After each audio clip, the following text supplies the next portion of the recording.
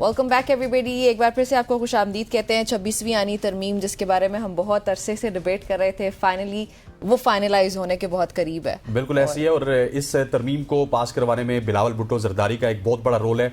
वो काफ़ी ज़्यादा हमें एक्टिव नजर आए। इसी हवाले से पाकिस्तान पीपल्स पार्टी के सीनियर रहनुमा जनाब कमरुज़्ज़मान कायरा साहब हमारे साथ मौजूद हैं। कायरा साहब, आपको खुश आमदीद कहते हैं। थैंक यू सो मच, सुबह की सोच में आपने वक्त दिया। कायरा साहब, किस तरह देख रहे हैं इस आईनी तरमीम को? 2006 में मीसाक जमहूरियत में ये लिखा हुआ था कि आईनी एक अदालत होनी चाहिए। खैर वो तो नहीं बन सकी, आईनी बेंच बन गया।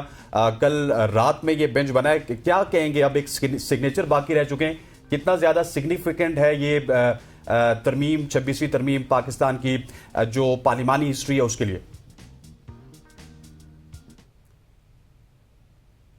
कायरा साहब, आपको आवाज आ रही है हमारी? कायरा साहब को हम फिर कनेक्ट करने की कोशिश करते हैं। मेरे ख्याल में उनको अभी तक हमारी आवाज़ नहीं आ रही है। लेकिन कायरा साहब, आपको आवाज़? जी, कायरा साहब जो ही हमारे साथ वापस आते हैं, हम उनसे इसी हवाले से गपशप करेंगे, क्योंकि पाकिस्तान पीपल्स पार्टी का बड़ा अहम रोल रहा है। बल्कि बिलावल भुट्टो जरदारी ही अगर ये कहा जाए कि मौलाना को मनाने में उनका ही किरदार है, तो शायद ये भी गलत नहीं होगा। क्योंकि हमने देखा था कि इससे पहले जब मतलब हुकूमत टेबल कर चुकी थी तो उस टाइम मौलाना जो है वो नाराज दिखाई दिए थे। और फिर उसके बाद उनकी जो रिजर्वेशंस थी, जो शिकें थी, कुछ ऐसी कामरान मुर्तजा साहब भी जब हमारे प्रोग्राम में आए थे उन्होंने जिक्र किया था, फिर उस पर डिस्कशन हुई और वो बिलावल बिल्कुल ऐसे है। कमरुज़्ज़मान कायरा साहब हमारे साथ मौजूद हैं। कायरा साहब, आपको खुश आमदीद कहते हैं। एक बार फिर 26वीं आईनी तरमीम मंजूर हो चुकी है। बिलावल भुट्टो जरदारी का इसमें बहुत अहम रोल था। पिछले 2 हफ्ते से वो बड़े एक्टिव नजर आ रहे थे। क्या समझते हैं आप? आईनी अदालत मंजूर करवाना चाहते थे, आईनी बेंच हो गया। कितनी सिग्निफिकेंट है ये 26वीं आईनी तरमीम? 26वीं आईनी तरमीम, एक तो चले बहुत दिनों से ये बहस थी मुल्क के अंदर कि क्या होगा, और इसमें पता नहीं कितने अरबों रुपए के लालच दिए गए हैं और बंदे खरीदे गए हैं और फलां को उठा लिया गया है जी। एक तो ये है कि गवर्नमेंट ने अपोजिशन के मेंबर्स को वोट देने से नहीं रोकना था कि लोगों को उठाया जाता। लोगों इस वक्त गवर्नमेंट ने अमेंडमेंट करनी थी और गवर्नमेंट को ये वोट 2/3 पूरे करने थे। उसमें जो आजाद मेंबरान हैं उन्होंने अपना वोट कास्ट किया है, कुछ एक दो ने। अपोजिशन की तरफ से किसी मेंबर को उस पर कन्विंस नहीं किया गया, उसको दबाव में नहीं रखा गया, क्योंकि अगर दबाव था तो उसका कोई पर्पस होता, यानी अपोजिशन के मेंबरान को रोका जाता तो फिर तो बात समझ आती। एनी हाउ ये गुजर गया। इल्जाम तो लगते रहते हैं। ये एक बड़ा अहम मरहला है। अब सवाल ये है कि इस पे बहुत मुबाहिसा था कि ये पर्सन स्पेसिफिक तरमीम है, ये हुकूमत एक खास मकसद के लिए लेके आई है, ये मौजूदा चीफ जस्टिस की मुद्दत ओहदा बढ़ाना चाहते हैं, अपनी मर्जी की अदालत लाना चाहते हैं। वो सारे सवाल आज किधर गए? जब भी कोई आईनी या कानूनी तरमीम होती है या कोई कानून बनने के लिए आता है तो उसमें एक ड्राफ्ट होता है, उस पर बहस मुबाहिसा होता है। ये कहा जाता है कि 18वीं तरमीम जो है वो 9 महीने से जायद उस पर मुबाहिसा हुआ, लेकिन इस तरमीम पे भी कोई महीना 1.5 से ज्यादा से मुबाहिसा हो रहा है। और मुबाहिसे के नतीजे में यही जो आईनी तरमीम है इसमें रिफाइनमेंट आती गई और जो तहफ़्फ़ुज़ात थे वो दूर होते गए, और जिन चीजों पे इत्तेफाक हुआ, यानी उस पे वो मतलूबा नंबर पार्टियों की या मेंबरान की मुत्तफिक हुई, वो तरमीम आज शुरू हो गई। और उसमें पर्सन स्पेसिफिक आज कौन सी तरमीम है? रही बात आईनी अदालत की, तो आईनी अदालत तो हमारा, जिस तरह बिलावल साहब ने कहा, कायदे आज़म का भी ख्वाब था।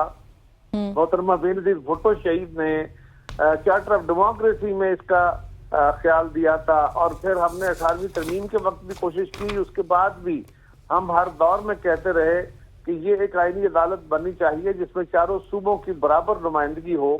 ऐसा क्यों?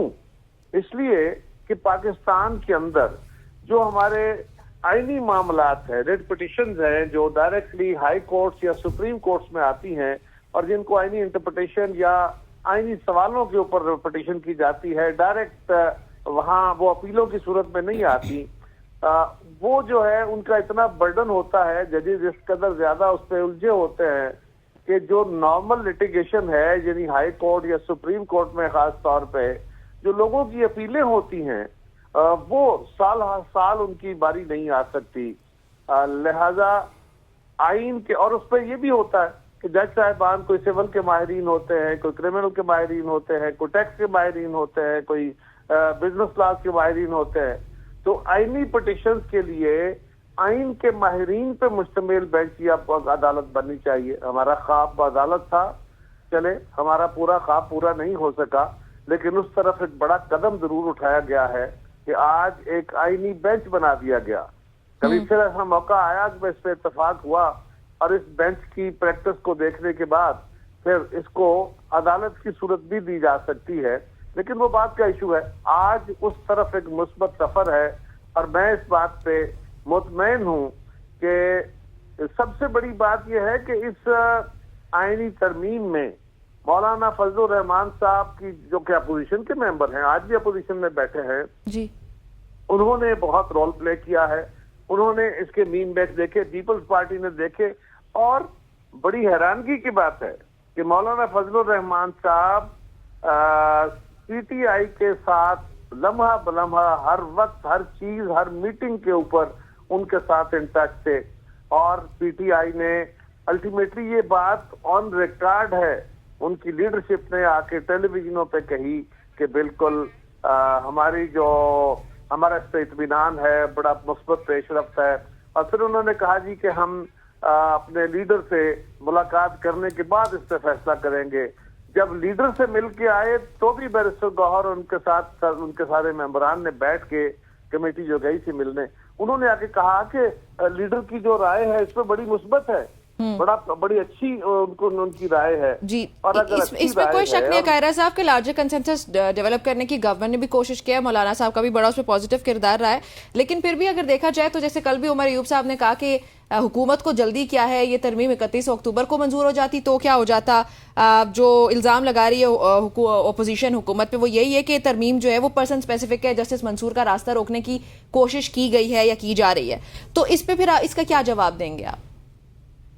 उनको तो बात देखे ना, जब हर मौलाना फजलुर रहमान साहब क्या कह रहे हैं, वो कह रहे हैं कि हर चीज में मेरे साथ मुत्तफिक थे।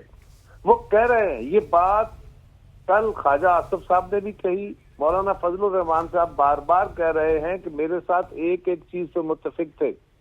जब कमेटी के अंदर बैठे हुए थे तो पीटीआई ने जब ये दो शिकें, एक आर्मी की मिलिट्री कोर्ट्स का और दूसरा ये जो बेंच का, ये अदालत का, इसका जब मामला खत्म हुआ, जजेस की उम्र बढ़ाने का मामला खत्म हुआ उस ड्राफ्ट से, तो पीटीआई ने ऑन रिकॉर्ड ये बात कही कि हमारे तहफुजात एड्रेस हो गए, अब हमें कोई इस पे हमारी एतराज नहीं है। तो फिर क्यों डिले?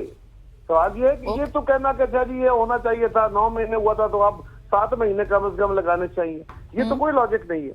अगर आप इस पे मुत्तफिक हैं, आप समझते हैं कि जो हमारे तहफुजात एड्रेस हो गए हैं, तो फिर भी आप वोट नहीं देते, तो फिर तो मैं ना मानू वाली बात है। और मैं तो पहले दिन से कह रहा था कि पीटीआई इसको जितना डिले कर सकेगी करेगी, अल्टीमेटली जाके उन्होंने वोट नहीं देना। वो कौम के इत्तेफाक राय पे उनकी जमात की जो बेसिक स्ट्रक्चर है वो ही नहीं है, वो सिर्फ तसादम और लड़ाई पे बेस करते हैं, वो किसी इत्तेफाक राय में नहीं आएंगे।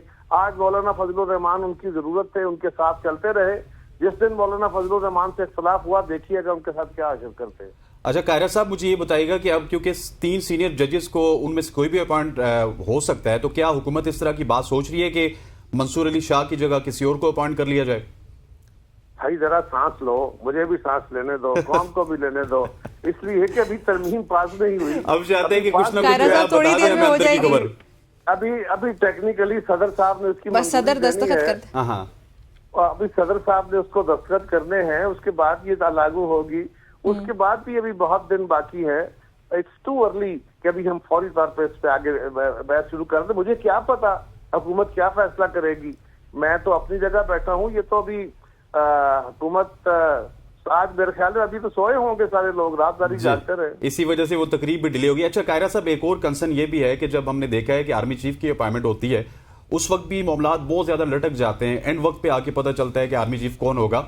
अब 12 रुकनी कमेटी में से 2 ताई अक्सरियत के साथ चीफ जस्टिस की अपॉइंटमेंट होगी, तो उसमें आपको मामला लटकते हुए या तातुर में नजर नहीं आएंगे या कंसेंसस हो जाएगा? मेरा ख्याल है जी, अगर ये नियत हो कि हमने इत्तेफाक राय करना है तो कोई प्रॉब्लम नहीं आएगा। इत्तेफाक राय ये कि उन्हीं जजेस में से किसी एक को लेना है ना, बिल्कुल। तो जिन पे कोई एतराज होगा, फर्ज करें हुकूमत की तरफ से है या अपोजिशन की तरफ से है, तो उस एतराज का आपको सब्सटेंशिएट करना होगा ना। ऐसे तो नहीं है कि आपने कह दिया और एतराज हो गया।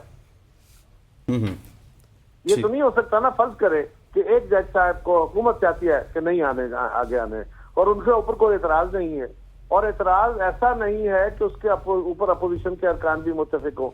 जो 12 रुकनी कमेटी है उसमें 6 बंदे तो अपोजिशन के होने हैं, और 2/3 अक्सरियत अगर आनी है तो वो तो 8 बंदों के साथ है, तो 2 मेंबर तो अपोजिशन के वोट देंगे तो वो 2/3 बनेगी, वरना तो बनेगी नहीं। ठीक हो गया। कमरुज़्ज़मान कायरा साहब हमारे साथ मौजूद थे, बहुत बहुत शुक्रिया, जो कि इस राय दे रहे थे, जिसमें अगर पीपल्स पार्टी का जिक्र किया जाए तो पीपल्स पार्टी का बड़ा एक कलीदी किरदार था, और बिलावल भुट्टो जरदारी साहब ने दिन रात मेहनत की। और कल भी रात को इस तरह लग रहा था कि कल रात को, शायद हफ्ते की रात की अगर मैं बात करूं, कि आईनी तरमीम मंजूर हो जाएगी, लेकिन अल्टीमेटली मौलाना फजलुर रहमान साहब ने टाइम मांगा, उनको टाइम मिला, और फिर आज रात को ये तमाम तर चीज़ें हुई। बल्कि आज सुबह ही हमारे साथ सीनियर तज़किया निगार जनाब नसीम सिद्दीकी साहब मौजूद हैं। सिद्दीकी साहब, आपको खुश आमदीद कहते हैं। Thank you so much for joining us. 26वीं आईनी तरमीम के ऊपर माहिर कानून जनाब एतजाज़ अहसन साहब की राय भी हम जान चुके हैं। इसके अलावा कमरुज़्ज़मान कायरा साहब की भी हमने बात सुन ली। आप बताइएगा किस तरह की 26वीं आईनी तरमीम को आप देख रहे हैं? क्या ये आईनी तरमीम आपको प्रिवेल होती हुई नजर आ रही है लंबे अरसे तक?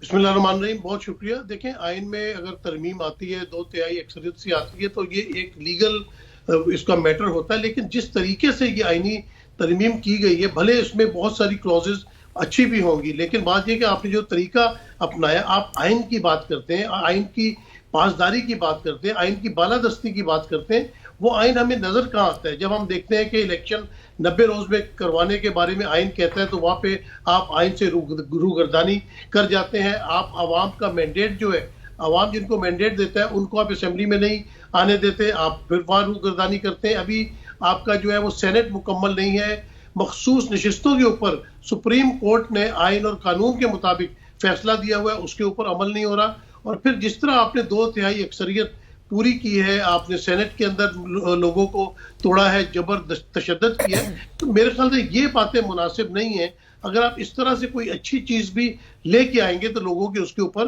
तहफ़्फ़ुज़ात होंगे बहुत ज्यादा। अभी मैं कायरा साहब की बात सुन रहा था कि आईनी बेंचेस या आईनी अदालत इसलिए बनाना चाह रहे थे कि लोगों को रिलीफ मिलेगा। लोगों को तो रिलीफ हमने आज तक मिलते नहीं देखा। और वो कौन से लोग हैं जो सुप्रीम कोर्ट में आते हैं? सुप्रीम कोर्ट में तो सारे अमीर लोग आते हैं, वहां पे करोड़ों रुपए आपको दे के अपना केस लगवाना पड़ता है। वकील हज़रात करोड़ों रुपए फीस लेते हैं, आपको सुप्रीम कोर्ट की भारी फीसें अदा करनी चाहती हैं। अगर कोई ऐसा ही रिलीफ देना था तो आप निचली सतह पे जो है अदालतों में, वहां पे सेशन कोर्ट्स में हो गए, दूसरे कोर्ट्स आपके हैं, वहां पे लोगों को आप रिलीफ देते हैं। जेलों में कई लोग ऐसे पड़े हुए हैं, अभी भी मौजूद हैं, जिनके केसेस की सुनवाई नहीं हो रही। 50-50 हज़ार रुपए जुर्माने से उनकी जमानतें हो सकती हैं, वो नहीं हो पा रही। तो बात यह कि इसमें नियत सारी जो है वो बहुत ज्यादा डिपेंड करती है कि नियत क्या थी।